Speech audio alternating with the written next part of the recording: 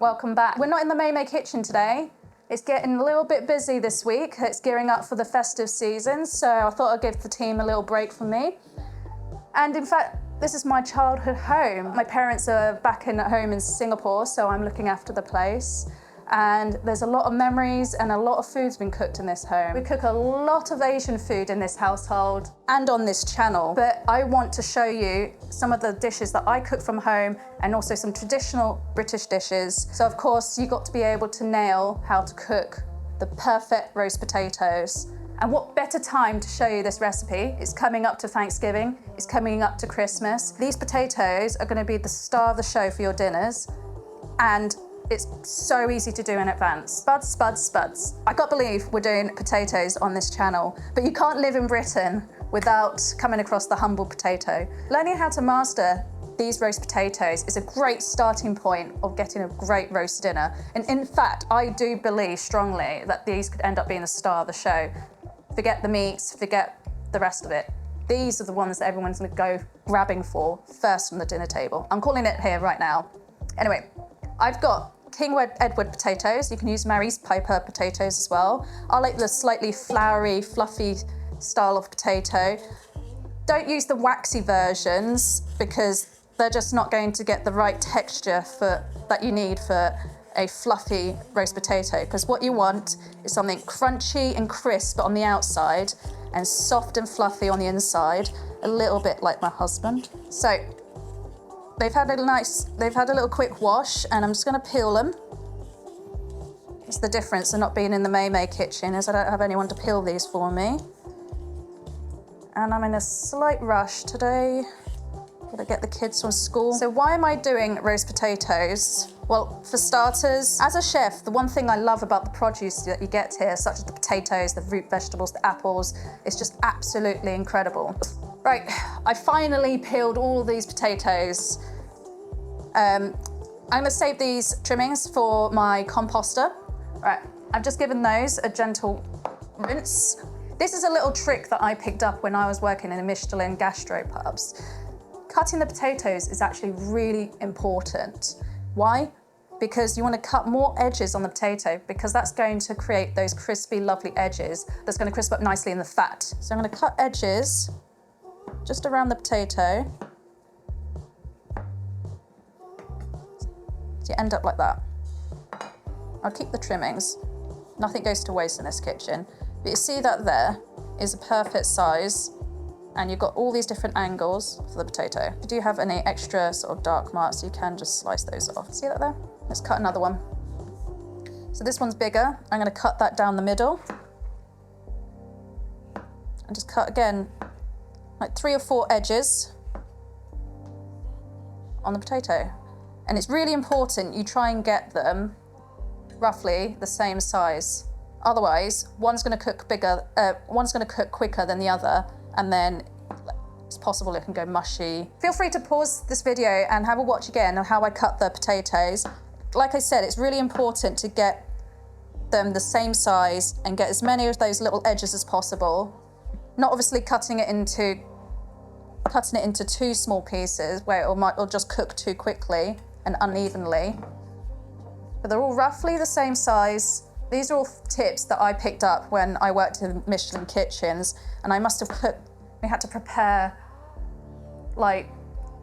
hundreds of kilos of roast potatoes each week. I kid you not, they make the perfect roast potatoes, can't complain. Right, so they're all prepared, ready to go. I'm gonna pop them into my pan. I've got a snazzy new see-through pot so you can see my tatties cooking.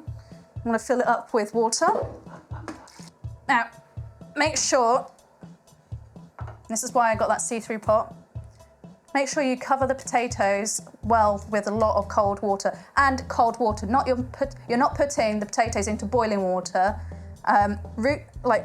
Vegetables from the ground, you always put into cold water and bring it up to a boil. Now, put that onto a boil and go generous with your salt. That is going to season your potatoes. Fail to do this and you're gonna end up with a bland spud. It's just gonna be awful. There's no saving it after that. Right, my next trick is getting a whole bulb of garlic. That's right, a whole bulb. Don't hold back, like Uncle Roger says. There's never enough garlic. I don't even bother to peel them, but they go straight in with potatoes while they are parboiling, because these also, the flavor of the garlic when it parboils will penetrate into the potato and just give it some extra flavor. Plus, that garlic will soften, and when you come to roasting it, you're gonna end up with the juiciest little clove of garlic that my husband is addicted to. Now, for the trimmings, don't throw them away. Use them like in another dish. You can boil them up, mash it up. I'm gonna probably boil these and mash it up for my kids' dinner tonight. A little bit of butter, and so nothing will go to waste. So these are gonna come up to a boil, and I'm going to give them a little stir, give it a little rummage, and then I'm going to turn it down to a gentle simmer, because you don't want to be parboiling them too fast, because what will happen is the potatoes out the bottom will just cook much faster than the ones on the top. It depends on how many you're cooking. And then I've also got ready some goose fat. You can use duck fat, you can use beef dripping, it's up to you. You can use vegetable oil, but using an animal fat obviously is going to give it a really lovely flavor. Plus it has a very high burning temperature, so therefore you can get them really, really crispy potatoes. Don't use olive oil. No, just don't. Just give up right now. This is the step that everybody seems to mess up or not understand, and it's knowing when to take the potatoes out or when they're done. Unfortunately, there is no hard and fast rule, because it depends on how you cut the potato, what variation of potato, how many you're cooking, how hot you've got it. So really, it's down to practice. But the one thing that I can tell you that will help you is just take a little knife and see how much resistance there is when you spear the middle of the potato. So what you're looking for is, when you pierce the middle, is just a little bit of resistance, not all the way. If your knife slides all the way through, then your potatoes are overcooked. And you're just wanting there to be a slight fluffiness and breakup of the potato when you give it a little squeeze. So let me just show you an example when the potato is going to be ready. I can see already on the outside of the potato, there's a slight fluffiness to it. I'm going to take my knife and just pierce the middle of the potato. And there's a slight resistance, but not too much. And the reason you don't want your knife to go all the way through, because if it does, it's going to be overcooked. You can still salvage them, but they're not going to be as perfectly fluffy inside as you want them to be. It's because we're going to take them out of the water now, and we're going to let them just steam through. So basically just finish cooking themselves through, steaming through. Right, I'm going to strain the potatoes now.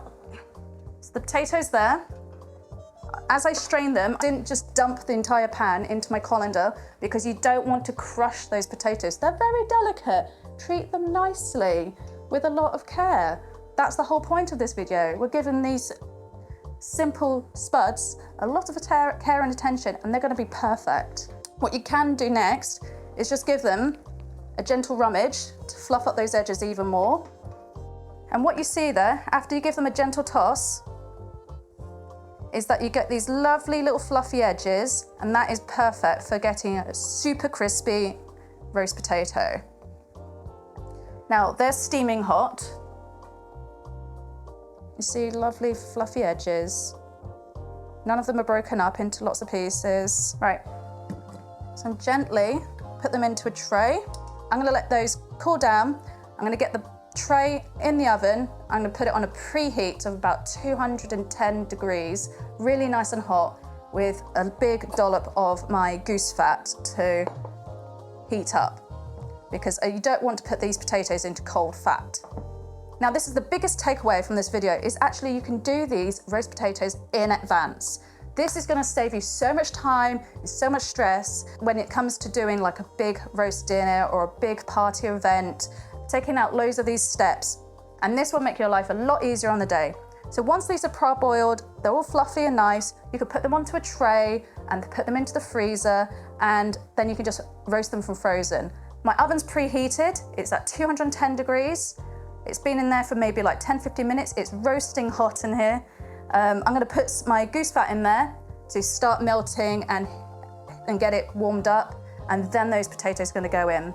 I've got the garlic in there, but the other thing that I need to finish these roast potatoes is some fresh herbs. So I'm just gonna pop into my garden and get some. Give those herbs a good wash. Now let's get the fat into the tray. Got a nice even base of that fat. Let's get that roaring hot, smoking hot.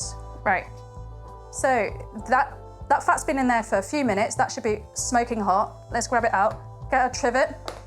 Don't put a tray onto your countertop. Now, this is another tip. Pay attention. When you put that potato into that fat, it's got to sizzle. Now, I'm not dumping them into the fat because one, that would be bloody dangerous because you might splash hot fat over you. Two, I'm giving these potatoes a lot of care. And make sure you're using a roasting pan big enough so you can lay these all flat. In with the garlic. Honestly, that's gonna be delicious. Give them a careful toss in that hot oil so that all the sides are completely coated in that hot fat. Give it a good old gentle sprinkle liberation with salt. In goes the herbs. I'm using thyme and rosemary from my garden. Now these are going to go in the oven, 210 degrees for at least 45 minutes, and then we'll give them a gentle toss around. All right, so these are nearly done. I just give them the good old rummage. Make sure that they're turning. Sometimes the fan ovens are a little bit uneven. Of course, if you're doing this in an air fryer, it'll be even faster. But look at this, I don't know if you can see that. Look how golden that is. All right, it's time to plate up. These have all got a lovely edge on them. They smell incredible. Don't forget to include some of those little garlic cloves in there because your guests can squeeze that slow cooked garlic over the top of the potatoes. Excellent. Golden and even on all sides. Excellent. There's your spuds ready for the table. Now, I don't know about you, but I don't think there's anything more satisfying than a big platter of roast potatoes, especially garlicky ones. If you want, you can add a bit of lemon into the boiling water when you're parboiling to give a little bit of lemony flavour. But there's nothing better, in my opinion, than classic garlic roast potatoes. I wish you had smell-o-vision because these potatoes smell incredible. I tell you, there's nothing more satisfying than having a Sunday roast, having a platter of roast potatoes, maybe a dinner party with friends, and tucking into a lot of these. As my dad's mum would say, the taters are nice. So 3 things to take away from these roast potatoes. Cut them carefully, parboil them carefully, and give a generous helping of those herbs, garlic and seasoning and fat, and you're gonna end up with some glorious roast potatoes. I hope you really enjoyed this video. I hope this was helpful. Leave me a comment, give us a thumbs up. Are you gonna put your hand up for the next Sunday roast? Are you gonna bring this to your Thanksgiving party? Do you need any more help with your roast dinners? Leave us a comment, give us a thumbs up and hit that subscribe button if you enjoyed this video. It's getting late, I need to get these to the kids and I'll see you next week.